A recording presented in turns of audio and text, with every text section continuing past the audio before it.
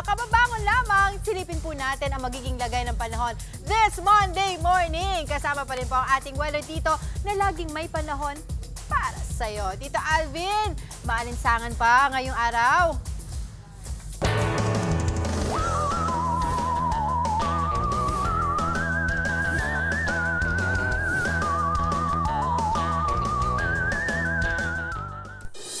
Good morning, Angela, at good morning mga kapatid. Ulat panahon po muli tayo. Nananatili pong aktibo. Ito pong ating intertropical convergence zone. Although nabawasan na yung ating mga pagulan dito sa eastern section ng Mindanao, meron pa rin po tayong mga posibleng scattered o kalat-kalat na pagulan dyan po sa may area ng northern Mindanao at Zamboanga Peninsula, dulot ng ating intertropical convergence zone. Kasama na po dyan ang ilang bahagi ng Western Visayas, ang Negros Islands, maging dito sa area ng Palawan. Nananatili namang nagdadala ng mainit at malinsangang panahon. Ito pong tinatawag na easterlies dito po sa natitirang bahagi ng ating bansa.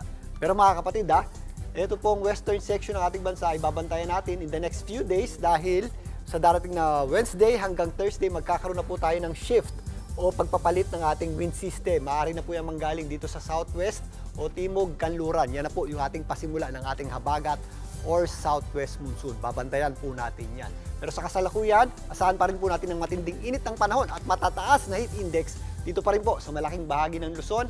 Sa katunayan, nakapagtala pa tayo ng 47 degrees Celsius na heat index dyan po sa may area ng Pangasinan, sa may Dagupan City.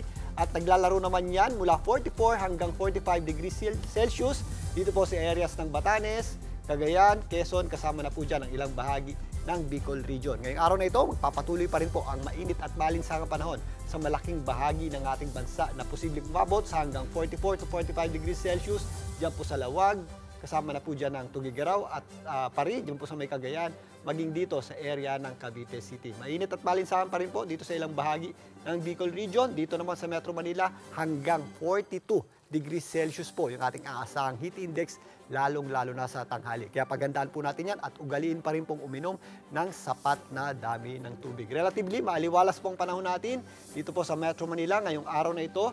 Pero bandang hapon, tataas po yung ating tsansa ng pagulan. Hanggang sa gabi na po yan, na maglalaro hanggang 40 to 30%. Pero mga kapatid, sa darating na weekend hanggang sa susunod na linggo, significantly, mas tataas pa po ito kasabay po nung pagpasok ng ating habagat or southwest monsoon. Antabayanan po natin yan.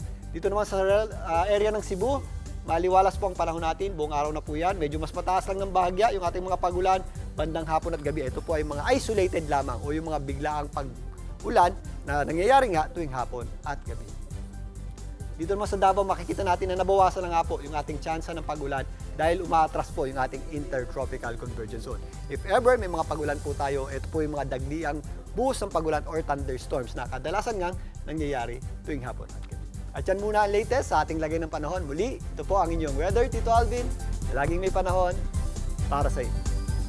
Mga kapatid, Maui David po. Simula ng inyong araw na may alam at may pakialam sa mga may init at umaaksyong balita sa bansa.